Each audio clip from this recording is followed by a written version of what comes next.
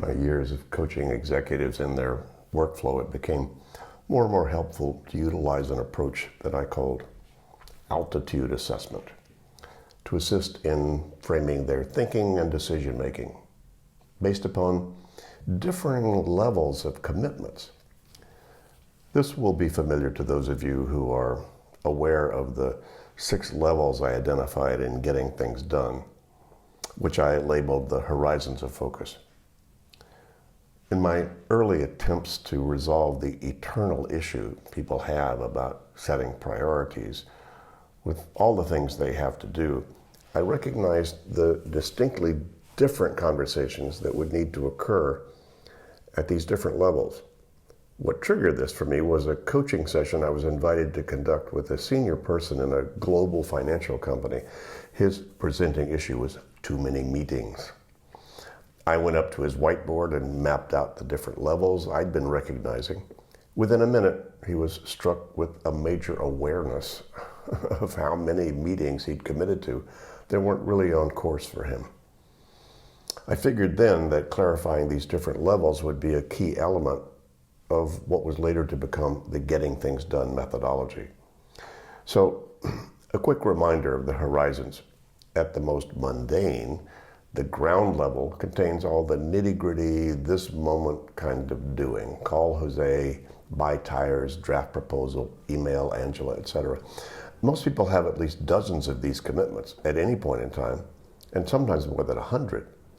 Just getting that inventory identified and objectified on functional lists of action reminders always helped people get a better sense of what at least their short-term priorities were. Once the ground level commitments are clear, the next horizon would be the projects someone has, those commitments which require more than one action to complete, which can be done within the next few weeks or months. Now, these produce many of the ground level actions. We now refer to this level as Horizon 1. Because our work has gone international, we're labeling these upper horizons like the floors in buildings, where level 1 is usually the first floor above the lobby or ground level. And with our broad definition of projects, most people have several dozens of these, including their personal ones. Hire a social media consultant, celebrate mom's birthday, research a possible new car or bicycle, conduct an off-site staff meeting, and so forth. And talk about clarifying priorities. Once someone has a complete and current inventory of all their projects out in front of them on a list, it, without fail, creates a much more acute awareness of where they need to place their focus for the next few weeks. Now, to make sure that project list is current and complete, the next horizon should come into play. This is Horizon 2, areas of responsibility or interest. This is where a job description would sit. What are the things someone is held accountable to be doing well, like growing sales, customer service, strategic planning, office maintenance, etc.? Now, these are not things to finish. They are areas that need to be maintained at some appropriate level. And personally, these would be things like health, relationships, finances, family, or recreation. Nothing to finish, just areas that need to be appropriately managed. Conversations at this level invariably create new projects and often more strategic ones. Another ingredient in the priority equation.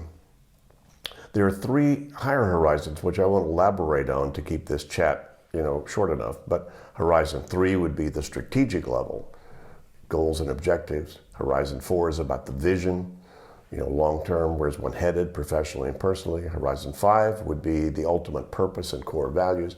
Now, as you can imagine, conversations at any of these levels can generate new and important projects and directions and much greater clarity about priorities. I'll probably do another chat about those. Ideally, the contents of those examinations will align themselves so someone would have an integrated awareness and conscientiousness about them without conflicting vectors. Obviously, dealing with your day-to-day stuff should not go against any of your higher level commitments, but that can be tricky business. Too often I find people trying to solve a Horizon 4 problem with a Horizon 2 solution, or trying to solve a ground level problem with a Horizon 5 solution. It doesn't usually work well. Knowing your life purpose may cause you to consider changing jobs, but not necessarily help with your current job description. trying to deal with out-of-control email by agonizing about whether this is the job you should have could be quite frustrating. All these levels of commitments have great inherent value when clarified. At the same time, we usually coach from the day-to-day operational levels because, if your landing gear doesn't work, it won't matter how high you want to fly. If it does, sail on.